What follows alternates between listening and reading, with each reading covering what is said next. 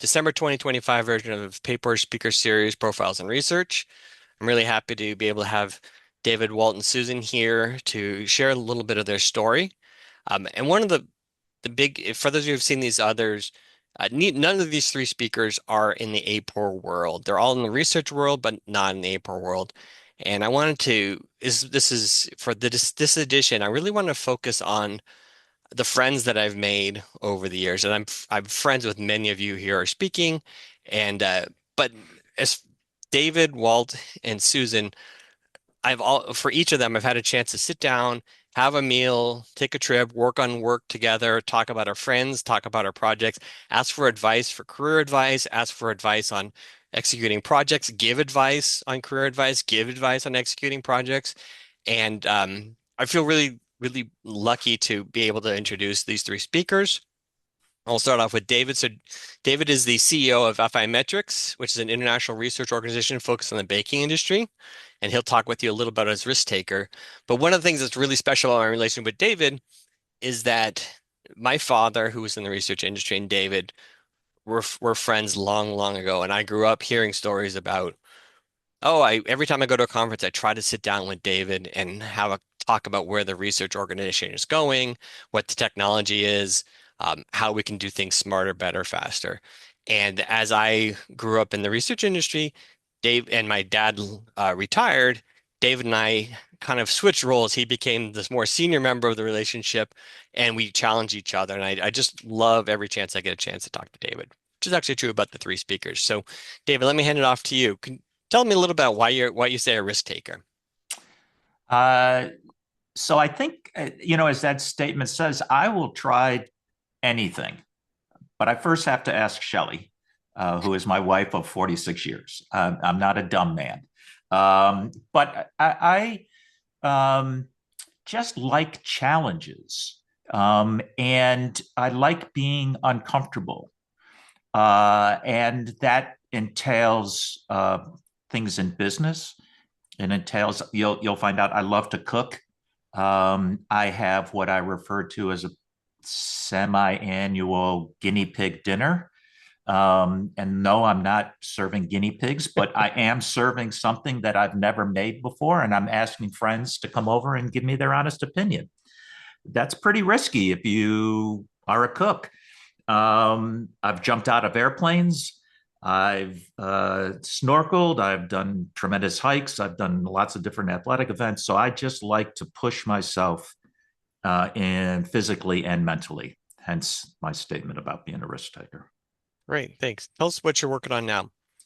So FI Metrics is a large syndicated oriented research organization. We just got done doing earlier this year a global study on US dollar, euro, and sterling providers. And what does that mean? So in the international trade arena, there are goods and services that get passed from importers and exporters all the time, and there's has to be some sort of cash transaction, right? People need to get paid for what it is that they're exporting.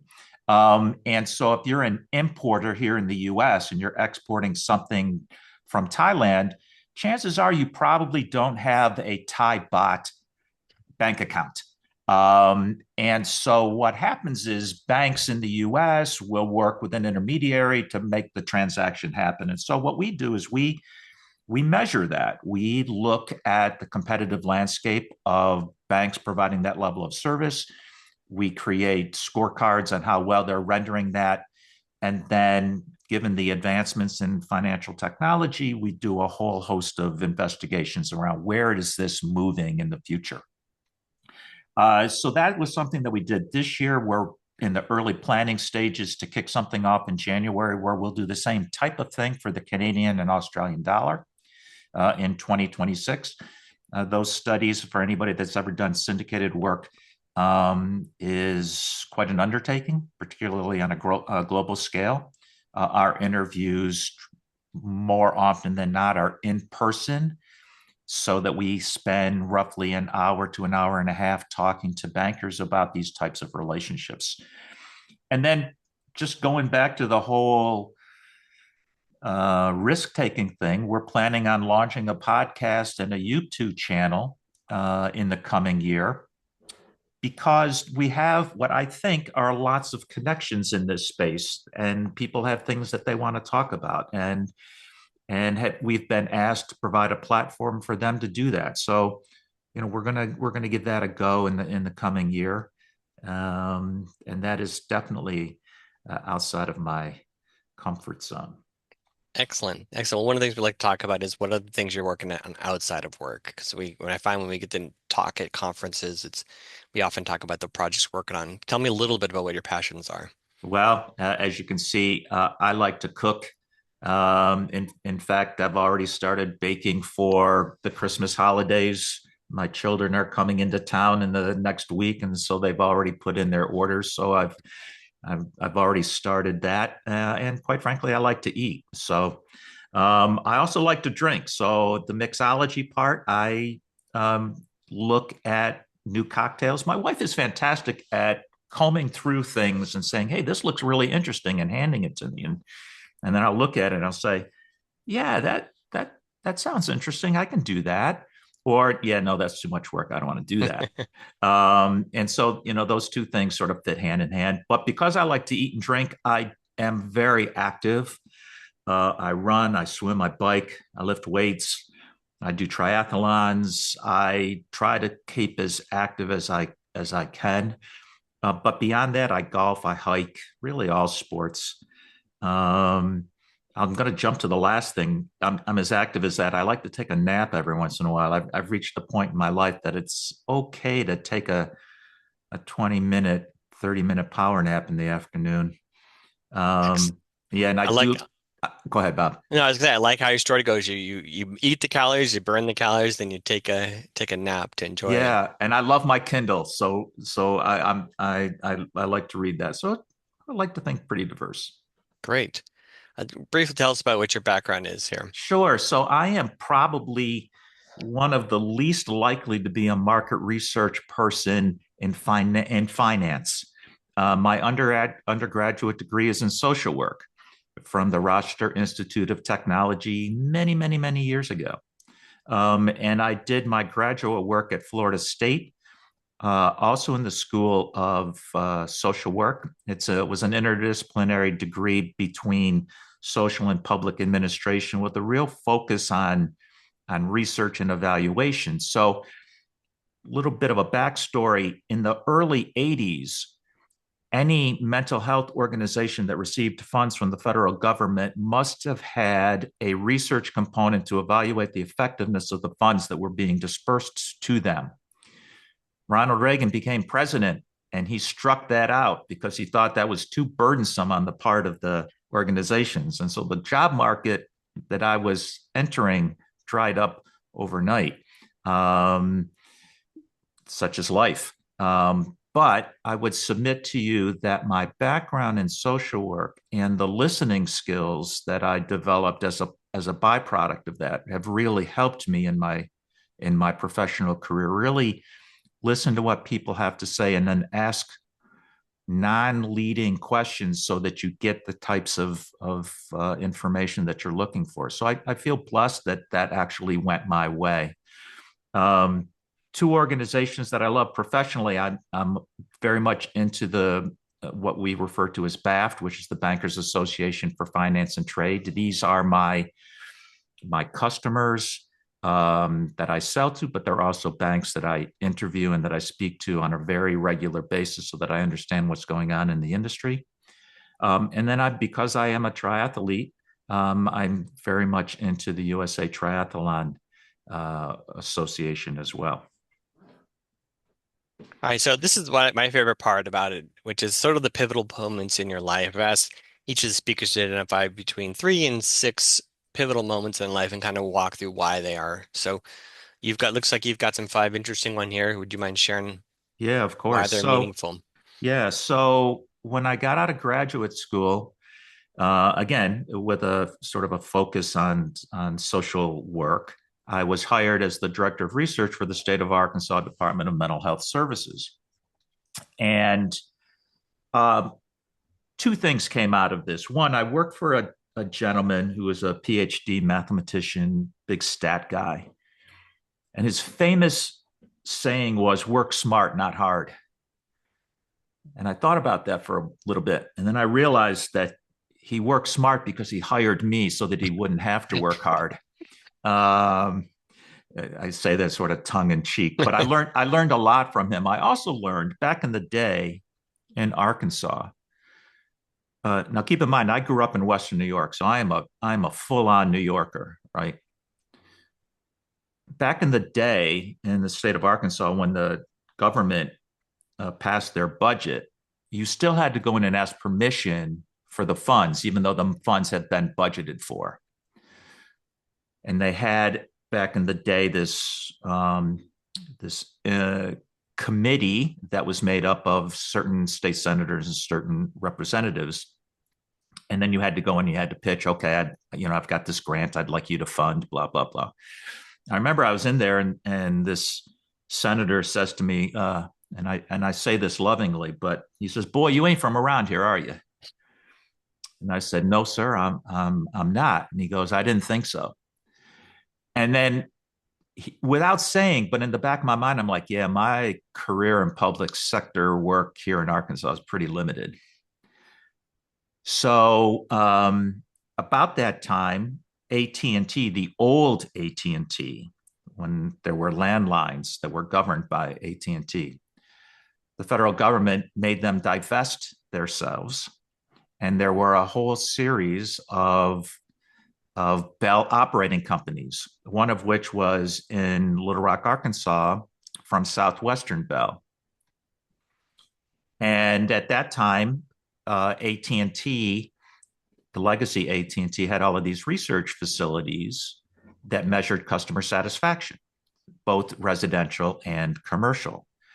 And at the divestiture of the AT&T shop, each of these regional Bell companies carried on that research. So I moved from being the director of research for a mental health facility to the head of operations at Southwestern Bell. And that was at the point where Katie interviewing, so computer assisted telephone interviewing, sort of started taking off. And so I learned how to code and conduct computer assisted telephone interviews and how to tabulate that and how to manage the execution of those kinds of regular routine month in month out reports.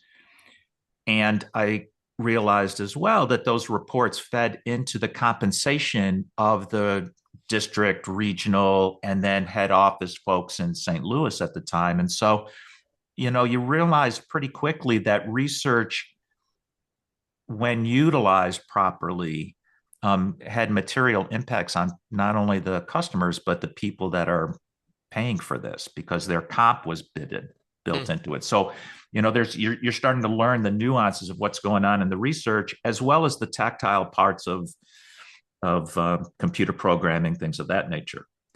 So I moved from there back to New York because I wanted to be back east, and I became senior vice president of operations for Simmons Market Research, and that's where I learned Simmons was a large syndicated shop that focused on media.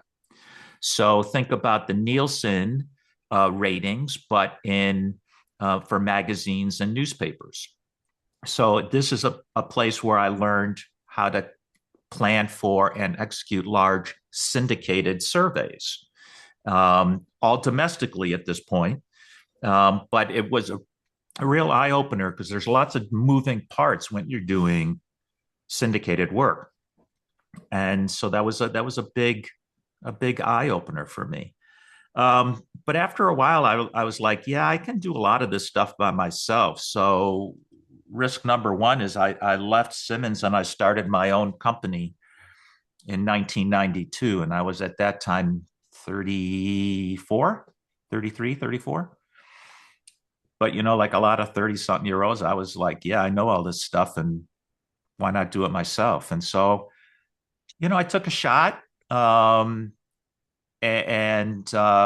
we did a lot of U.S. domestic oriented research for a lot of very wide ranging group of customers, everything from LL Bean to ExxonMobil to the University of Pennsylvania, all different types of research. So I've learned a lot. I think that everything that happened prior to that really led me to feel confident. And listen, for anybody that's ever started their own business, and Bob, I think you can appreciate this, that it's one thing to have the skill sets, the other thing to have the intestinal fortitude to actually make that happen and to go without a paycheck when you don't have the money, but you have to pay your staff. So, that all worked out. And one of the things that I did as part of David Burnett and Associates was I was the data analyst for this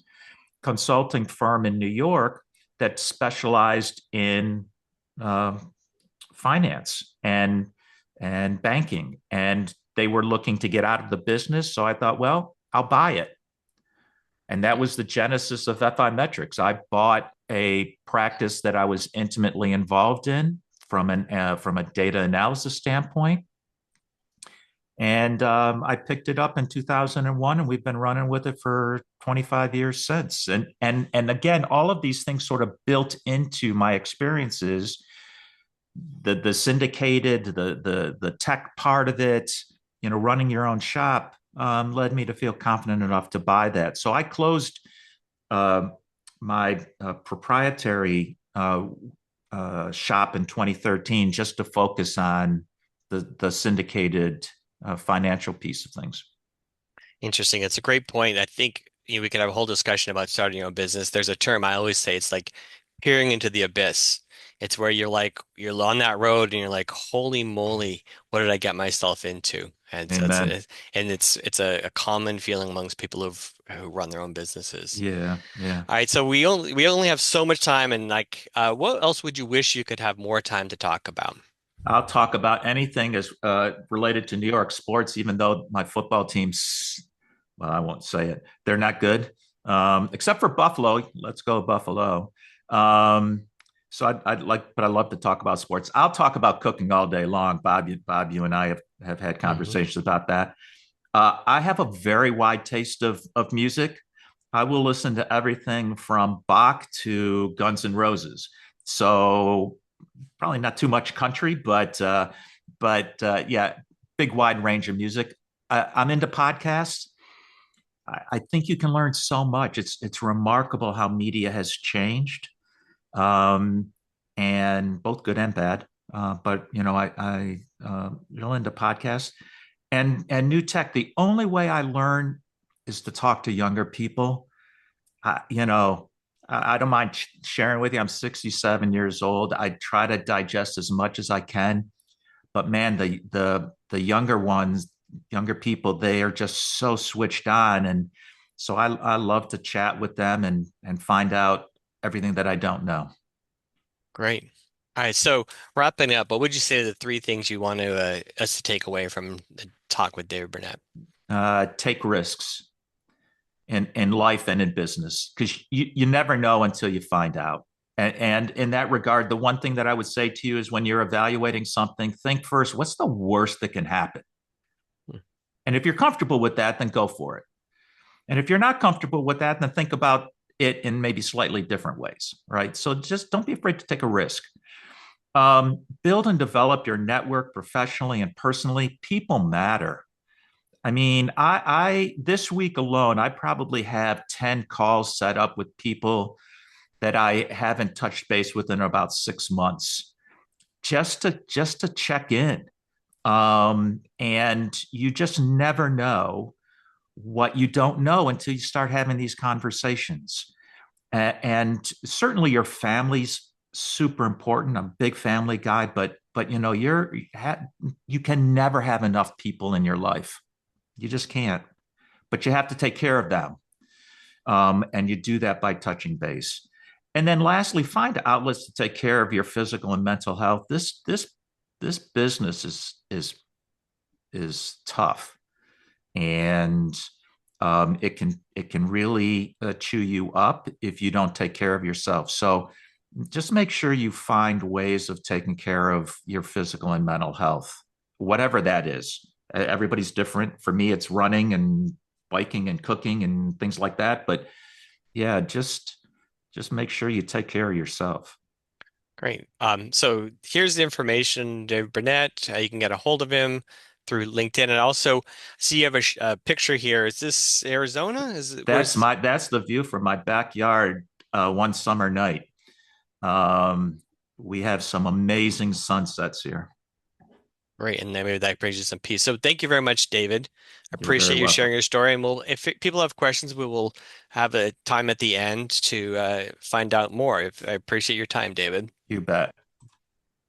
All right, now I'd like to introduce Walt Hilker. Walt and I became friends through, we do a lot of automotive research in my company. And what that means is a lot of times we're traveling around the country talking to people about various types of cars. And I think Walt and I think we might have met in like the middle of a nor'easter snowstorm in up Oh, in in Pennsylvania, right? Pennsylvania. Yes, and Oh my man. I can tell it was about a month before my first child was coming, and I was deathly afraid being a California boy that I was going to be frozen and stuck here. But it all worked out okay. So Walt and I have over the years had a great chance to sit down and talk, and he's shared some great family advice, work advice, and by trade, Walt is a qualitative researcher, so mostly moderating focus groups is how we interact with each other. But why don't you explain to you, and I appreciate you, these are the bobs, right, on the Yes. screen here, and I appreciate you having the bobs here from Office Space. Oh. So talk to me about how you listen to people. Well, before I do that, I'm just going to embarrass you a little bit because everybody here should know just how genuine and earnest and interested and engaged Bob is. When he says that we would sit down, no kidding. We would be at these clinics and get together for breakfast or for dinner, and he would just ask really, they were probing questions, but they were also very real questions. He wanted to learn different perspectives and really absorb that and process it. And it's just always as good to sit down with Bob and have those opportunities. So I hope I thoroughly embarrassed you there, Bob. It is, but thank you. I do appreciate that. And I was Oh, going to say sure. something like that with David's point is not just reach out to people, but take those risks of ask questions that are personal and share the things you're afraid of. And I think that's one of the things that the closer people you have in your life are those ones you can do that with. Always good, friend. Well, what would you say you do here, Walt, is kind of what I wanted to start off with. And what I do is I listen to people, and I like to think that I listen to them with intent, with purpose. A lot of what I will do as a focus group moderator or a one-on-one interviewer or in this qualitative realm, a lot of the heavy lifting is done beforehand, where you think through the kinds of things you want to learn, making sure, as David said, coming up with those questions, those queries that are as objective and no leading the witness, if you will. And it's not real research like probably everybody on this call does. What I do is I sit and talk to people and listen to them, and I love what I do. I came out of the quant side of things, which we'll get into here in a minute. I've worked on the client side, the vendor side. I hung out my own shingle to do independent qualitative work back in '98.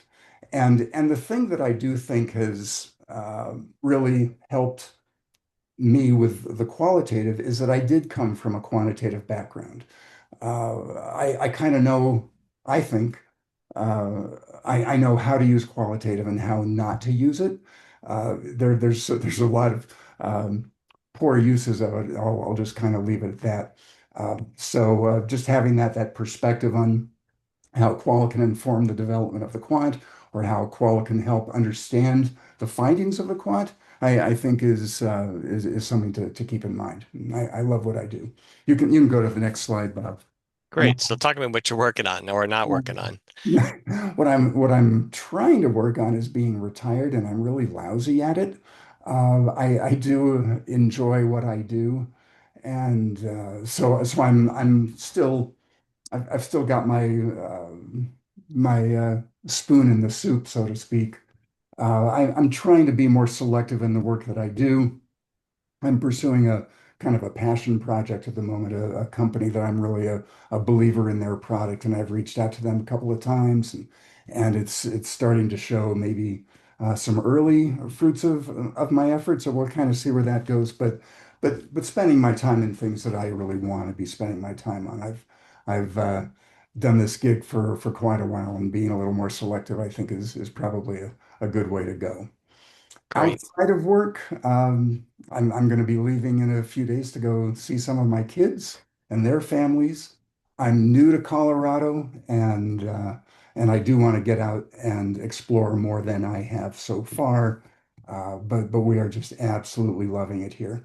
I am a Southern California boy, native, and uh, David, I'm jumping the gun here a little bit, but you talking about you're from New York. I spent time uh, in Western New York. I learned just exactly how much snow can land on your driveway when I worked for Fisher Price, which is outside of Buffalo. It was eye-opening to say the least. Otherwise, losing golf balls, I'm quite adept at that, and reading for recreation are things that I enjoy doing, and I'm hoping to do more of. By way of quick uh, visit on this slide, BYU for my MBA in marketing. Went to Southern Cal, got my undergrad business degree there. I am a Trojan. I hope those of you who are Bruins won't hold that against me. But it's always fun to root for the Trojans. I However, don't know. Bill's son is at USC in business school as well. So I mean, yeah, at the in the undergraduate in business, so go fight on. I know. That's great. That's great. Just one last quick thing on the organization that I put in here. My wife and I got involved when we lived in the Atlanta area through my church in an organization called Midwest Food Bank.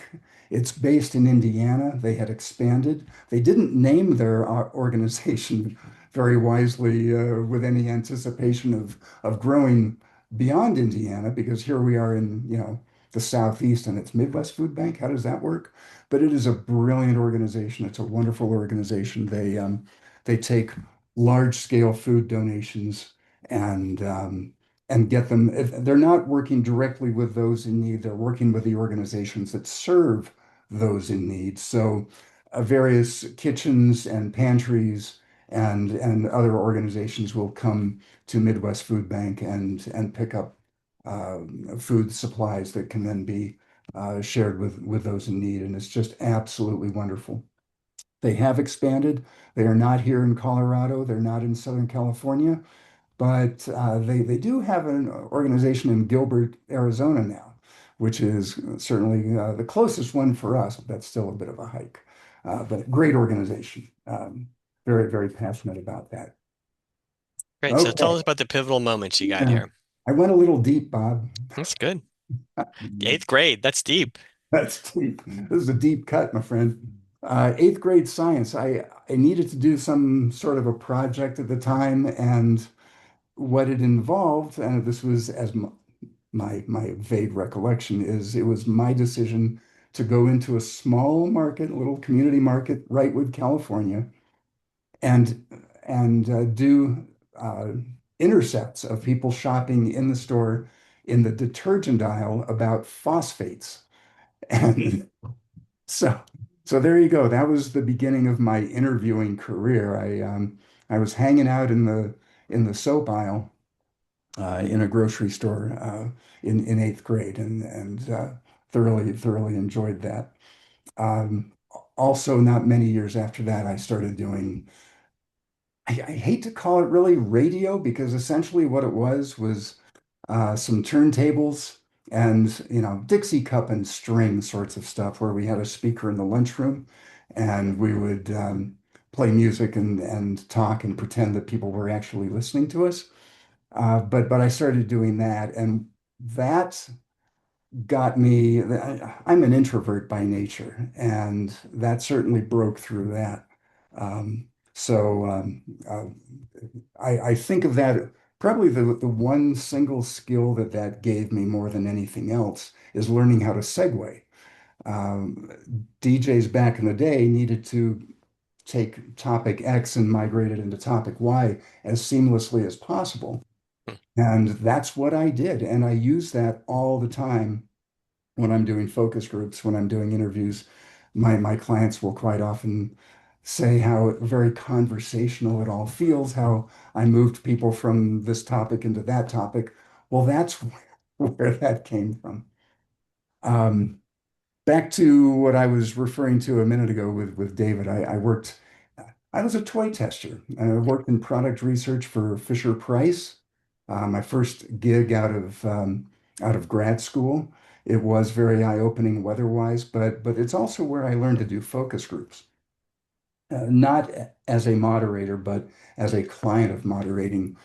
And it's also where I met, Bob, in one of the other videos that I watched in preparation for this, you had asked about what was it, the sliding door moments? Is that right? Oh yeah, sliding door Yeah, moments. this was one of them. I got a couple of, well, all of these are sliding door moments, but one of them was a former student of a professor at Bowling Green State University. This student came to work at Fisher Price and be my colleague, and I needed a moderator, and our usual moderators weren't available. And she said, "You ought to try this guy, Gil Frisbee. He was a great professor, and he does that stuff." So I did. I used him, and he was brilliant. And I continued to work. Well, I'll get into that here in a second. But he truly has been my mentor. He's been my big brother. Love the guy, and have stayed in touch with him to this day. We did a focus group with various product managers one day, and I remember it was a group he was doing, which is immaterial to the story. But my internal clients said, have people in the focus group ask the mothers. That's who we talk to. We always talk to mothers because they were the decision makers about buying toys for infants and toddlers. Oh, the product manager said, uh, do a show of hands and find out how many of them would buy this product. And Gil dutifully did ask the question. And out of the room of mothers, we had 10 of them.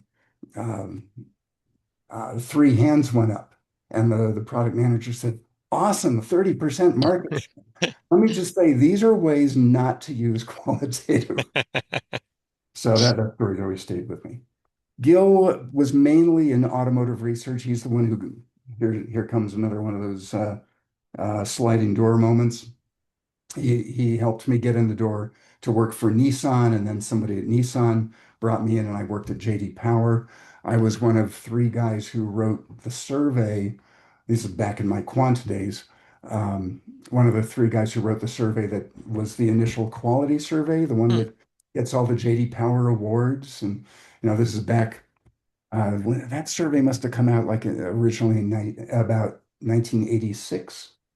So there was that moment, and then I went to work for Gil at his company in Maumee, Ohio, which is suburban Toledo, and that's number 5 on the screen there.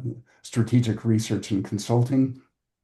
Uh, and I got to work. I did enormous amounts of clinics in the auto industry. Uh, Gil wanted also to get out of the moderating gig, so he brought me in, I think, to help take that and move forward. And he was just, like I said, just a brilliant mentor for me. In '98, I decided to hang out my own shingle, and the joke here on the screen, just to my own, I'm the only one laughing, is saying multiple locations. And the multiple locations means I've moved a lot. So I've always been a one-person business. Um, I've done my own gig from let's see, Michigan, and then Georgia, and then Arizona, and then back to Georgia, and then South Carolina, and now Colorado. So entirely insane, but that's what those moments are on there. Yeah, and I would say just to add to that, in addition to that, you've probably traveled 1,000 times for the research projects. And Well, one of my favorite things to hear about is the Walt Hilker travel stories about being snowed in an airport and getting to the focus group must go on. And it's always been amazing to see the challenges, through, like the Postal Service getting through the wind and the snow to get there so the groups go on. You Because remember that story. I And the do, crazy I thing is do. that of all places, that was in Atlanta, which got nailed with a snowstorm. And anyway, that's I won't drag everybody else through that story. Great. Well, tell us if you had Yeah. more time, what we could talk about here. First off, of course, my kids and grandkids. I'll just full stop on that. That would be a fun conversation to have. The other thing that I wanted to do, and I'm going to invite everybody here, or maybe Bob, I should have you do a screenshot of this and send it around. Okay.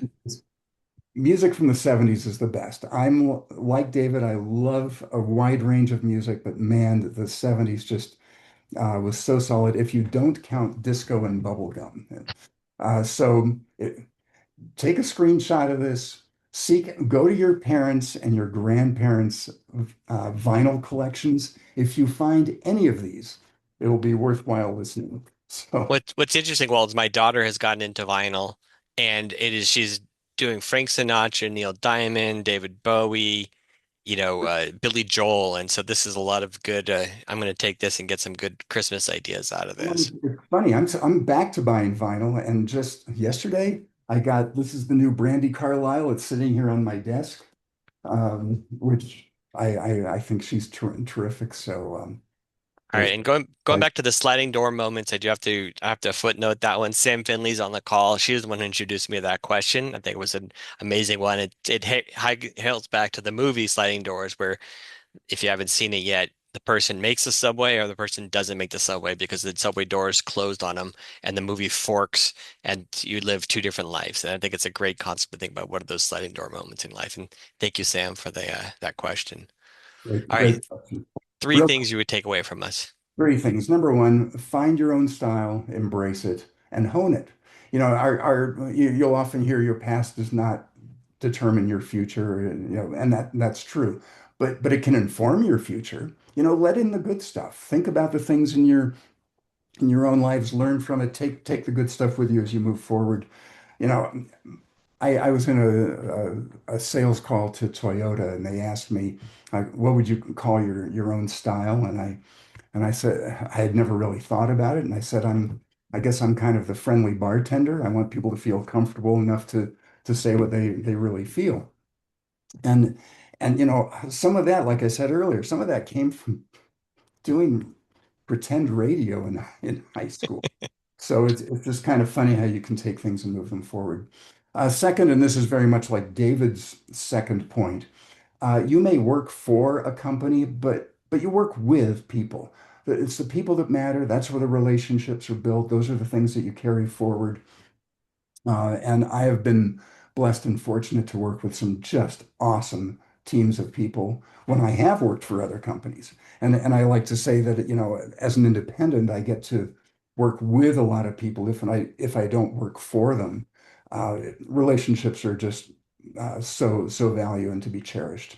And the last thing which kind of grows out of that is this is a relationship business. Burn zero bridges. Just I've never had to advertise my business. It's always been word of mouth. Um, so just keep that in mind. Take the long view on all of that. And I'm overstaying my welcome here, That's Bob. okay. Just tell us about this picture here. Yeah, this is my folks. And I just look at it. I think of them, obviously, of whom I think of every day. It takes me to Southern California. If you look at my dad's shirt, it's a USC shirt, so there's even that element of it. But I do miss them every day and learn so much from them. All right. Well, thank you, Walt. Appreciate you sharing your story. Thanks so And then much, Bob. I'm going to queue up Susan here. Let's see how that's working. All right, Susan, can you turn your camera on for us, Yeah, please? sorry about that. Great. All right, it's okay. No, so this is so Susan and I, and in the long line of what Walt's thought that you work for a company, and Susan and I met through a friend when she was working at Disney, and we had lunch together, and we actually the first project we worked on was for Pirates of the Caribbean and the launch of the movie and tracking satisfaction or tracking a new experience that we're doing. It was Pirates Fans First. And I remember it was the Captain Jack Sparrow was tweeting something, come take my survey. And it wasn't exactly statistically random sampling, but it was a ton of people who were taking the survey all at once. But to that point is Susan and I have been friends through the various stages of it. We've worked together, we've worked for each other, and we've brought each other in, and it's just nice to be working. You work with people, and and so again, that is sort of the theme of these three people is there are people that I became friends with through the work, and it's important to get beyond the company into the people. So as I mentioned, I met Susan when she's working at Disney. But let's talk about what you're working on now. Yeah, so I think before I start, you guys can hear me, right? Yep. All the other two gentlemen that spoke, it's very clear that there's a common denominator here, which points at you, Bob, of being the thread across. You'll see my story and their stories, and just the fact that these are really good people. So kudos to you. Thanks for the opportunity. So I'm Susan. My kind of big thing here is that I get upset when I see lots of research done and nothing comes out of it.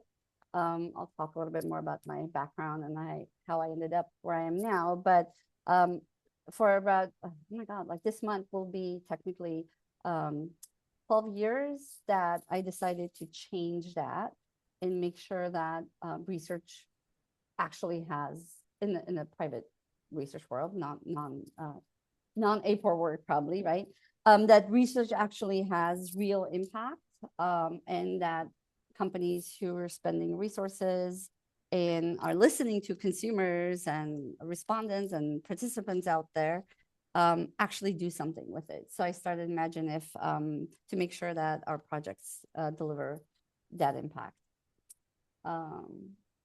So we are a kind of like a research and insights company, dabble a lot in strategy. I'll give you a specific example. So my background is I do both qual and quant. I'm very comfortable in that in between. I was head nodding to a lot of the things that the previous two speakers were saying in terms of, when it's the right use, when it's not the right use. But the types of projects we get usually, Bob, I think they end up being more like complex business problems that we need to try to solve. What I mean by that is, for example, segmentations, right? We all probably know what segmentations are, but it's not just kind of, going through the motions of creating that segmentation, but making sure that it actually kind of goes through the fabric of the company, right? Whether it's the product team, the marketing team, whoever, that everybody really embraces it, so that the decisions, that the hearts and minds of the people who have to work with that segmentation inside the organization are truly aligned and inspired by those segments, as opposed to here's a deck, nice PowerPoint or whatever keynote, and go, right? So the current segmentation is for a studio.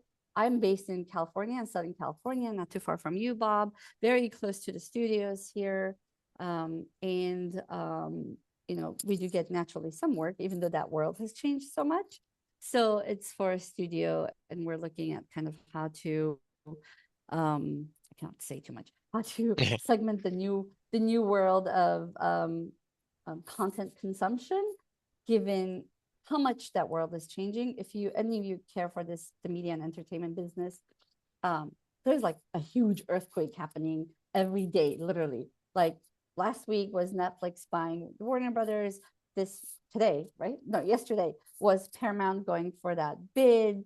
It's just like a lot happening. So, but somewhere in there is a consumer who wants good content the way they want it, when they want it, how they want it. And it's very hard to do good kind of movie marketing, content marketing out there. So segmentation is a great tool for a studio that we're working with. What Great. do I do outside of work? Oh, I'm asking my own questions here, Bob. Go ahead. It's okay. No, that's good. What do you do outside of work? Yeah. So somebody said, when you have your own agency or your own business, um, it is natural, also very unhealthy, but you do it end up working a lot, right? So I happen to be also just a like weirdly curious person.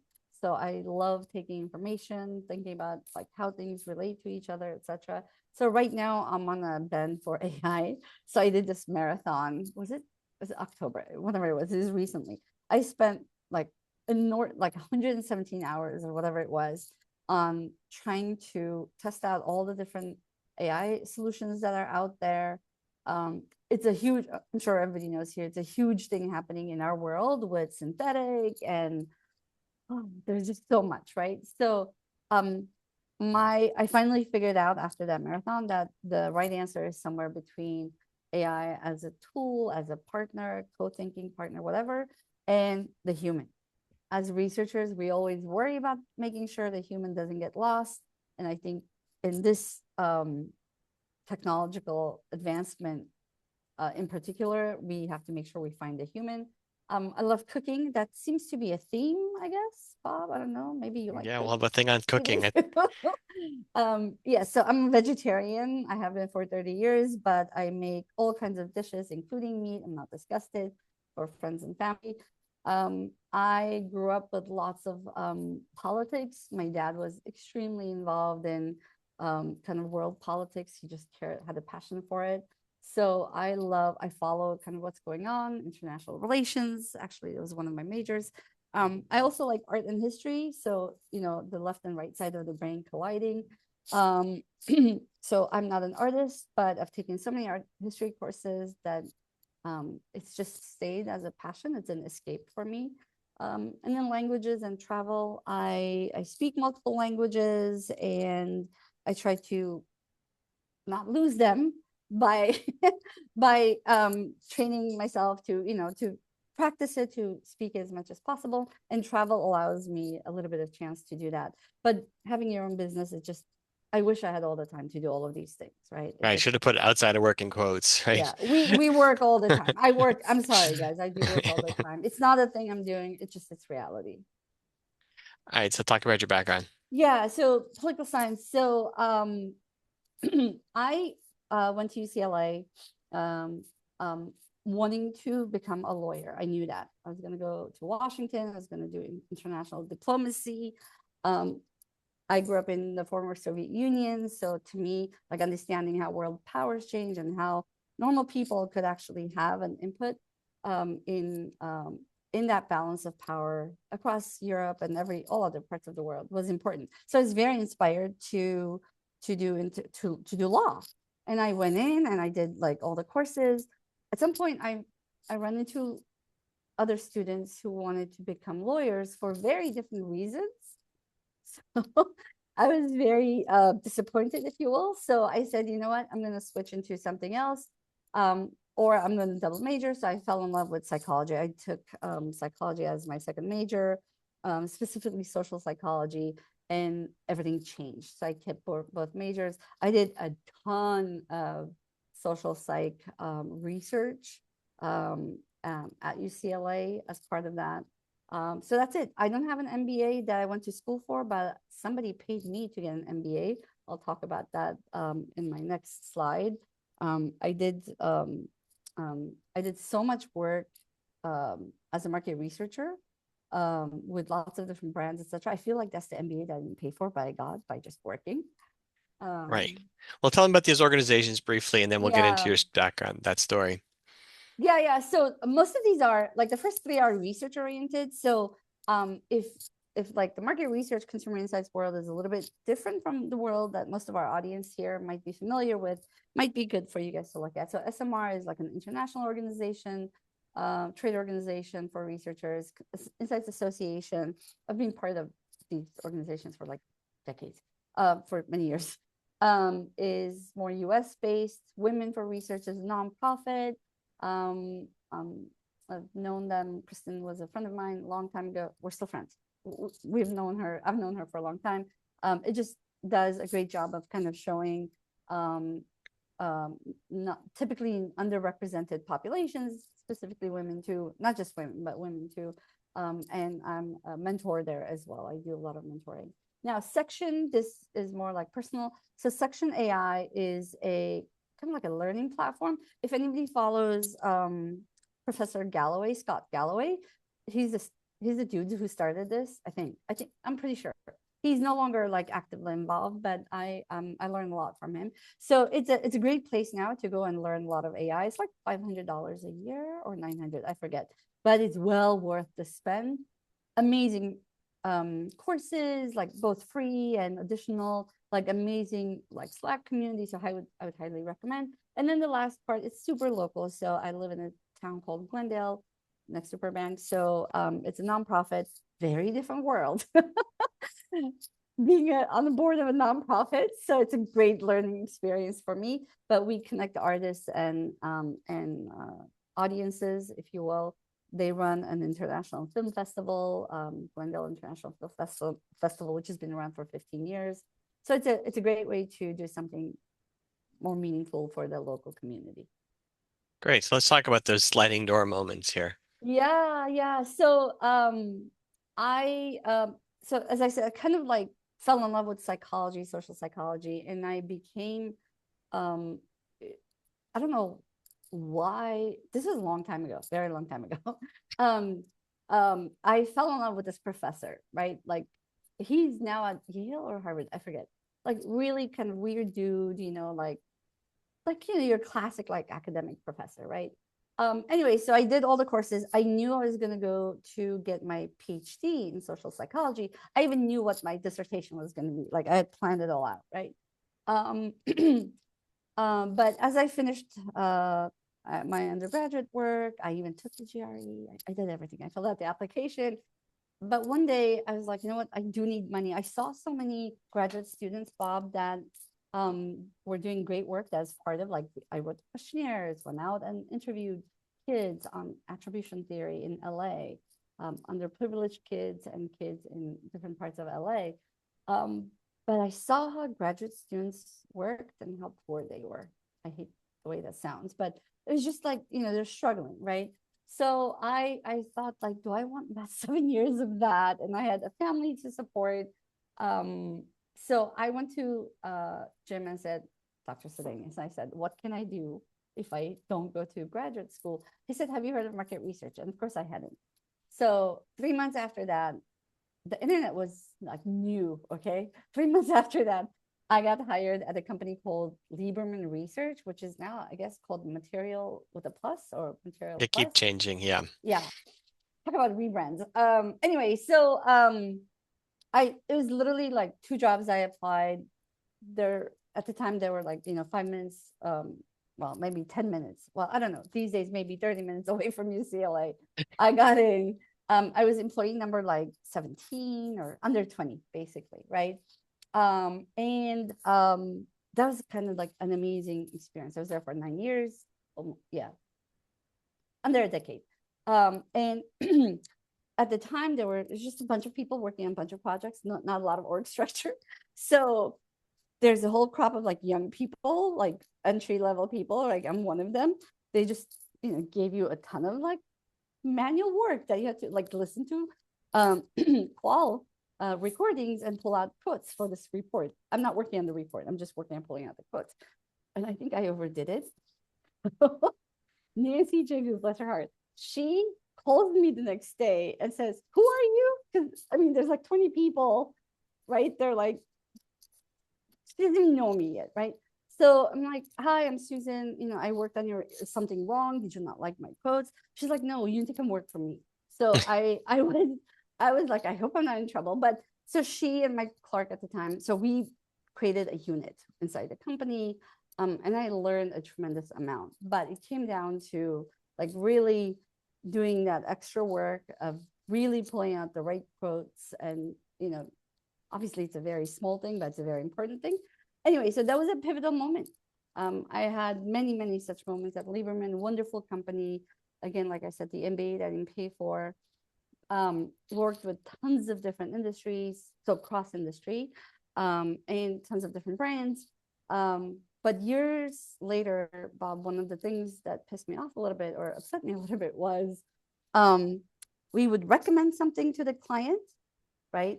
And then we would see their ads in the real world or their marketing campaign, whatever. And it was nothing like what we recommended. So you're like, what the hell happened? What happened, right? So it always bothered me, and some others in the company too. But obviously, there is a gap between the data and the real decision that was dark at the time on the provider side. That was dark at the time. So this is why I decided I need to go to the other side. I need to go to the brand side to see why they don't listen to the data, why they don't do the things that the market said they should do. So that's how I ended up at Disney, small company, right? Like, employee number 167,000 or something. So I literally walk in the first day, get introduced, all of that, start like month one, probably, Bob. I look at the existing work and I'm like, holy cow, like really? This is what it takes to kind of, I'll be honest, this is what like the type of reports I was seeing, like they were getting from other providers, and how hard my team and I used to work at Lieberman to be able to like provide like great insights and great recommendations. While sometimes, no offense to anybody, but it was just a data dump, right? Like lots of data was being, no story, and this is a studio. Everything is about stories. Anyway, so the thing that really struck me was at the time, now it's not like that anymore, which is a great thing. They looked at the world in quadrants, man, woman, man, woman, young, old, right? The 4 quadrants, which is good. It's a good tool. But at that time already, it was very clear that you can have so much more information about a mom of a 5-year-old who is, let's say, a homemaker, who might live in a certain part of the country versus a working mom who's got like multiple, careers, and, like that idea of we need to look at people beyond demos and more of a 360-degree view was not there. And literally within like 3 months or 6 months, I forget, launched an actual segmentation and completely changed the way marketing was working and looking at the world. We discovered grandparents at the time. Wow. Anyway, so that alone, for example, through that work alone was able to contribute a large amount to the sales, which is where the ROI came in, right? So years later, did tremendous amount of work, like first multicultural project, first segmentation, first community project, first like funky qual, first like edgy quant, etc. Right? Even like some big data stuff, etc. But there was a time where I was like, my job ended up being more about training senior management about how to look at the changing world of the consumer. Like Netflix was new at the time, for example. So much was happening in the world that people didn't kind of have a chance to catch up with the changes in the marketplace, and they were just looking at kind of what's in front of them from quarter to quarter to quarter, right? I remember very clearly I was in a very senior meeting with heads of studio, and one of the major social media companies had come in to propose something. So we had done an experimental research project. It was right when like social media was becoming like a real marketing avenue or channel, if you will, right? Similar to what you were saying on the Pirates of the Caribbean project. Anyway, so the very senior person walked into the room and the meeting was for him, right? So he was flipping his keychain and he's like, this insert name of social media company, is this real? And I was like, wow, I'm at the wrong table. Right? I happen to be the youngest person around the table, which is okay, no problem. That's very typical.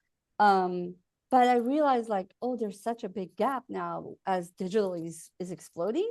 Like there's so much happening in the world while the existing very successful established business models weren't catching it, you know? And fast forward, like literally to this week, similar issues are resulting in all the changes that the industry is seeing. So I decided that I'm going to make sure that any project that I do will penetrate the hearts and minds of the decision makers, the middle group, the middle management, change the culture of the company, and make sure that we're not buying just data for the sake of data and we're actually acting on it.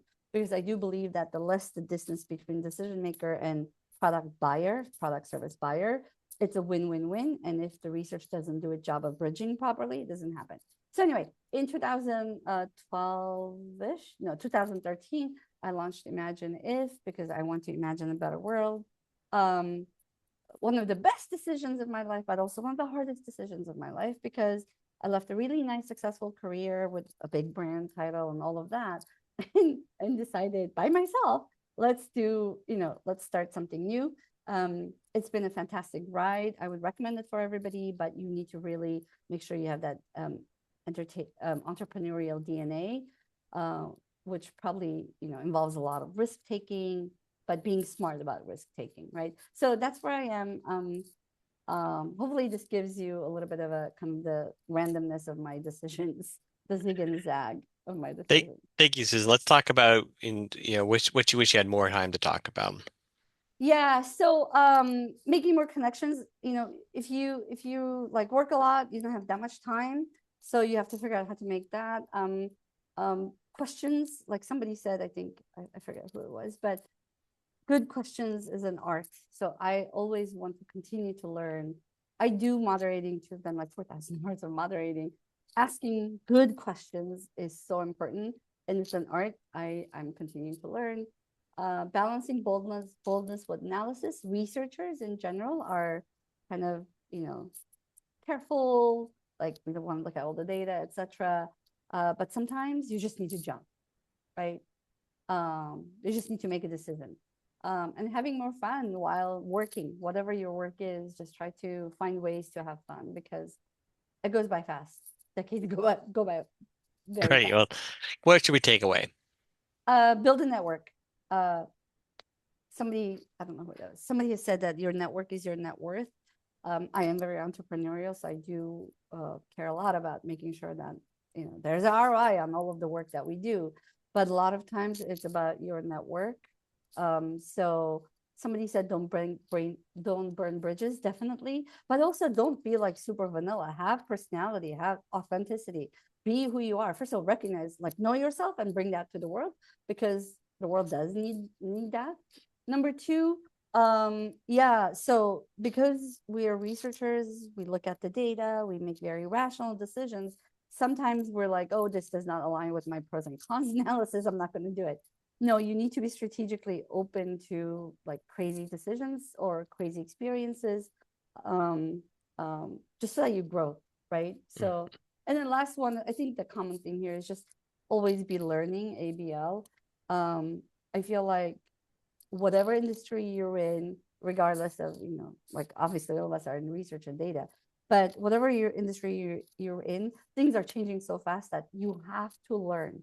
You have to continue to always be at the front or at the cutting edge of whatever the developments, the advancements are in your space. So always be learning.